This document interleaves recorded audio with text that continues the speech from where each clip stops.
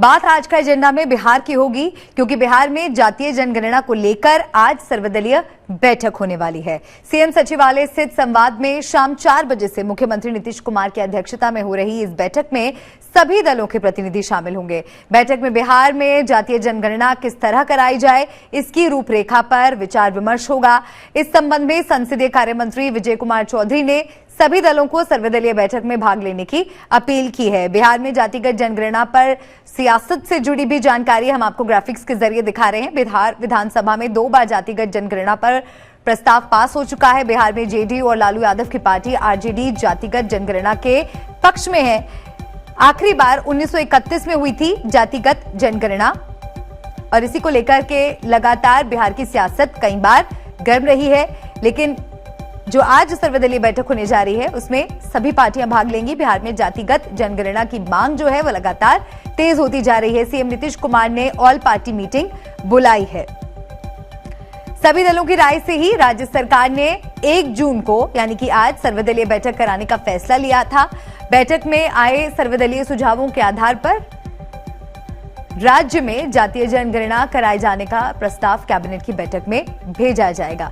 लेकिन आगे बढ़ने से पहले आपको भारत में जनगणना का इतिहास बता देते हैं। 1881 में पहली बार हुई थी। 1931 में जाति के आधार पर जनगणना के आंकड़े जुटाए गए थे। 1941 में भी जातिगत आंकड़े जुटाए गए थे,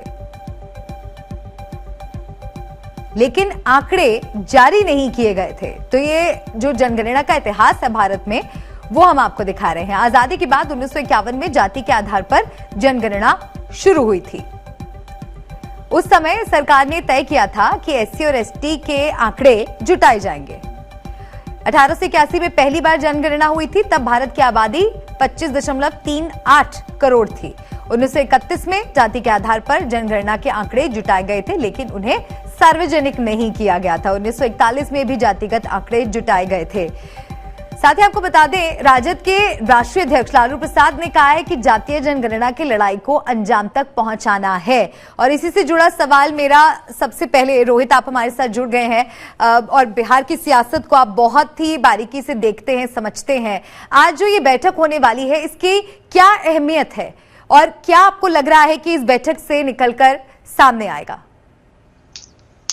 देखिए मलिका, जहां तक अगर मैं बिहार की बात करूं तो बिहार में जातीय जनगणना जो है एक सामाजिक से ज्यादा एक राजनीतिक मुद्दा है, जिसका पॉलिटिकल टूल कह सकती हैं। एक पॉलिटिकल टूल के तौर पर जो है लगातार इसका इस्तेमाल किया जाता है। खासकर जो पिछड़ी जाति के जो नेता होते हैं या फिर कह सकते हैं मुख्यमंत्री नीतीश कुमार की हम बात कर रहे हैं, जो पिछड़े वर्ग से आते हैं, या फिर तेजस्वी यादव हो या लालू परिवार हो, तो पॉलिटिकली जो है इस पूरे मुद्दे को ज्यादा जो है वो भुनाने की कोशिश की जाती है और वो इस बार भी देखने को मिल रहा था। और शायद यही वजह है कि बीजेपी जो है यहाँ असहज नजर आती है।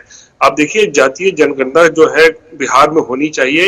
ये 2 बार पहले भी जो है, मतलब पिछले कुछ 1.5 दशक में मैं बोलूं तो 1.5 दशक में 2 बार बिहार विधानमंडल से इसका प्रस्ताव जो है वो पारित हो चुका है। सर्वसम्मति के साथ पारित हुआ है। यानी कि सभी दल जो है वो चाहते हैं कि बिहार में जातीय जनगणना होनी चाहिए, चाहे वो जेडीयू हो, आरजेडी हो, बीजेपी हो, कोई भी हो। ये तब की बात थी, लेकिन अब हालात जो है वो बदले हुए हैं, क्योंकि पिछले 1 साल से हम देख रहे हैं लगातार तेजस्वी यादव ने इस पूरे मुद्दे को उठाया है। नीतीश कुमार भी जो है उन्होंने भी इसका समर्थन किया। पिछले साल हमने देखा किस तरीके से नीतीश कुमार के नेतृत्व में एक सर्वदलीय शिष्टमंडल प्रधानमंत्री नरेंद्र मोदी से मिलता है, उनसे अपील करता है कि देश में जातीय जनगणना कराई जाए। लेकिन कुछ ही दिनों के बाद केंद्र सरकार पार्लियामेंट में कह देती है कि भाई जातीय जनगणना हम नहीं करा सकते हैं, क्योंकि इसमें टेक्निकल जो है वो बहुत सारी खामियां हैं। मतलब टेक्निकल ग्राउंड्स का हवाला देते हुए कहा गया केंद्र सरकार की तरफ से कि हम जातीय जनगणना नहीं करा सकते हैं। इसके बाद शुरू होता है असली खेल। तेजस्वी यादव लगातार नीतीश कुमार पर दबाव बनाते रहे कि आखिर वो बिहार में जातीय जनगणना क्यों नहीं कराते हैं। अपने दम पर राज्य सरकार अपने दम पर जातीय जनगणना कराए। और नीतीश कुमार भी यहाँ कहीं न कहीं बैकफुट पर नजर आ रहे थे। उनके पास भी कोई ज्यादा विकल्प नहीं था। वो यू टर्न नहीं ले सकते थे कि भाई केंद्र ने मना कर दिया है तो मैं क्या करूं, अब बिहार में जातीय जनगणना नहीं हो सकती है। राज्य स्तर पे ये हो सकता है। 1-2 राज्य हैं दक्षिण में जिन्होंने राज्य स्तर पे जातीय जनगणना कराया हुआ है। तो नीतीश कुमार के ऊपर दबाव था, लेकिन बीजेपी जो है उसके स्टैंड में बिल्कुल यू टर्न देखने को मिला। यानी कि मैं तब की बात कर रहा हूं जब 1.5 दशक पहले, जब तो बीजेपी उस वक्त साथ में थी इस मुद्दे पर, अब वो इस मुद्दे पर खिलाफ में है, क्योंकि केंद्र सरकार ने भी कह दिया है कि जातीय जनगणना नहीं करा सकते हैं। लेकिन अब देखिए, पिछले 1 महीने में जिस तरीके से बिहार की राजनीति में जो है एक करवट लिया है, और जैसे ही नीतीश कुमार तेजस्वी यादव के घर वो इफ्तार पार्टी में जाते हैं, वहां तेजस्वी यादव के साथ उनकी एक अच्छी रिश्ते, अच्छी केमिस्ट्री बनती हुई नजर आती है। कुछ दिनों के बाद तेजस्वी यादव जाते हैं नीतीश कुमार के बुलावे पर इफ्तार पार्टी में, तो दोनों नेताओं के बीच में एक अच्छी खासी बॉन्डहोमी कैसा है जिसे कहते हैं, अच्छे रिश्ते डेवलप होते हुए नजर आने लगे।